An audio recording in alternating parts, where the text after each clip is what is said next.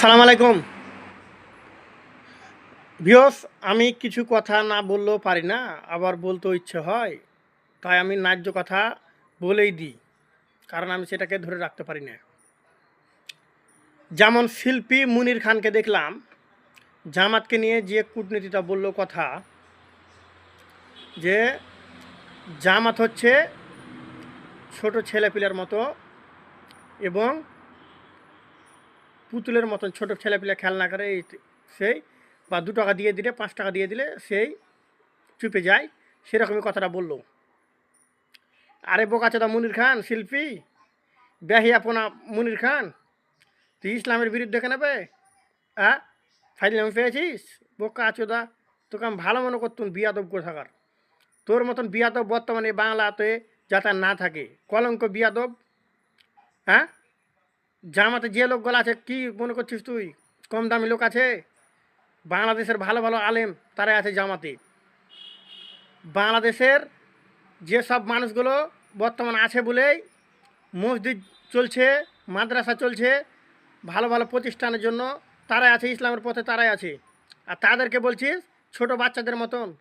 বোকাচোদা, তোর জ্ঞানই নাই।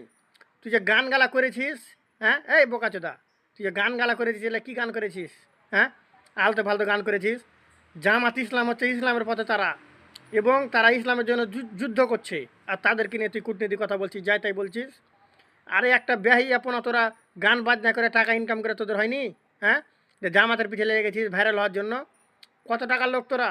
হ্যাঁ, টাকা পয়সা থাকতে পারে, কিন্তু ব্যাহি আপনা তোরা ছাড়বি না। না, বোকা চোদা মুনির খান, এসব কথা আর কোনোদিন বলবি না তুই এভাবে। একজন আলেম হচ্ছে, এই তুই কোন ধর্মের রে? তোর ধর্ম নাই নাকি?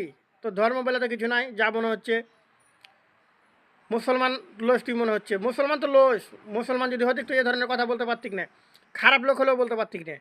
তুই মনে হচ্ছে বেধর্মী, তোর কোনো ধর্মই নাই। গান বাজনা করে করে তুই নষ্ট হয়ে গেছিস, পচা ডাস্টবিন হয়ে গেছিস। তো আমি তোকে খারাপ কিছু আর বলতে চাই না, যাতে আল্লাহ তোকে হেদায়েত দান করে। এটার জন্য আমি আল্লাহর কাছে দোয়া করব, যাতে তুই ভালো থাকিস এবং তোকে আল্লাহ হেদায়েত দান করে, ইসলামের পথে আনে। সেটার জন্য আমি বললাম ইনশাআল্লাহ, যাতে তোকে আল্লাহ হেদায়েত দান করে। এবং আলেমদেরকে নিয়ে আর কখনো কূটনীতি কথা বলবি না, এসব ফাইজলামো কথা বলবি না, যে সাক্ষাৎকারে আলেমরা ছোট বাচ্চাদের মতো।